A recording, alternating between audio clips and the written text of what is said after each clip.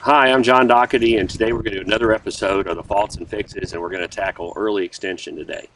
And how we're going to tackle it is look at the lower body first. Really look at something that can fix it versus worrying about the problems. We will discuss about some things with the arms and hands that could be triggering that early release, but what we want to talk about today is the knees and hips, especially in the transition. So in previous video, we talked about the hips, getting full hip turn, right knee straightening, not locked, the right glute behind the right heel, the left knee flexed and swinging over to the right leg. So if you look at this picture of Ben Hogan I just showed you, you'll see a very similar P4 position with the lower body.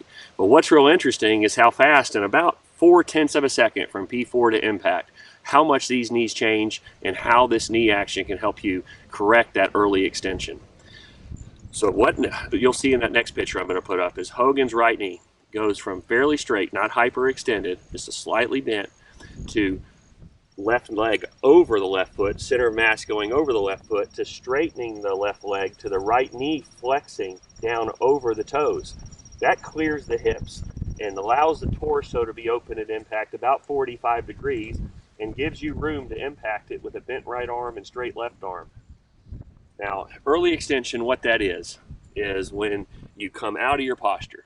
So a big thing I see on the fault part with the lower body is that the hips just stay too closed. So if you look from the face on view, you'll see either hips from this view going into transition, the hip is outside the knee, or you'll see in transition that you'll see the glute work left and the knee stay inward.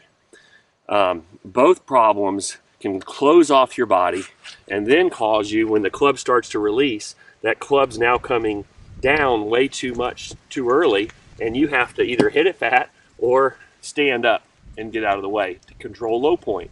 So getting the body open, first off, we got this backswing.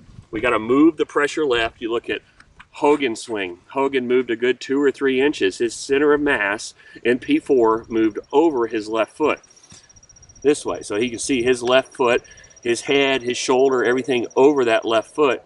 And that pressure in that ground is going to allow him to straighten that knee, but that doesn't cure the right knee yet. You can straighten the right knee in the ground and keep this right leg back too much, and these hips never clear, and you're stuck. So once we get over to that P5 position, with that left knee over that left foot, that left knee's got to straighten, but that right knee, it's kind of like a scissor, that right knee is going to flex as that left knee continues to straighten. And that gives my hips open, my chest 45, and allows me to be covering that golf ball with my upper body and shallowing the club with my arms and hands. All right, so we looked at some areas with the lower body to kind of cure early extension, but you could be having problems at the top of the swing, casting the club or releasing too early with the wrist or the right arm, and that could be just taking your lower body. Forget what the lower body's doing. If you're releasing that early, you're making that club really long, and you're going to have to stand up. So the arms and hands in the swing, to keep that from happening, if you watch Hogan, you'll see a tremendous increase in lag or wrist cock coming down this way. Now when he's doing that, he's not pulling towards the golf ball like this.